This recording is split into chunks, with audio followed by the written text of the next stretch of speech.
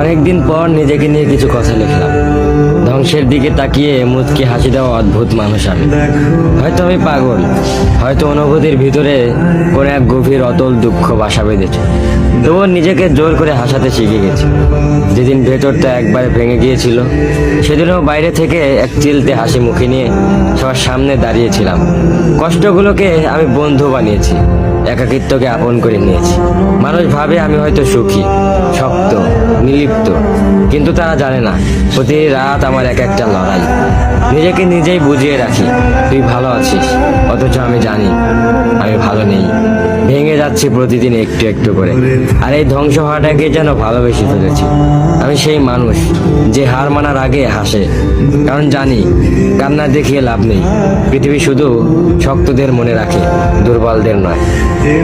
তাই আমি অদ্ভুত, আমি অনুভূতির আগুনে পুড়ে যাওয়া নীরব যোদ্ধা। আমার জীবন কোনো সুখের গল্প নয়, এটা নিঃশব্দ বিপ্লব, যেখানে হাসির আড়ালে লুকানো থাকে হাজারো না বলা কথা, ভাঙা স্বপ্ন, হারিয়ে যাওয়া আমি।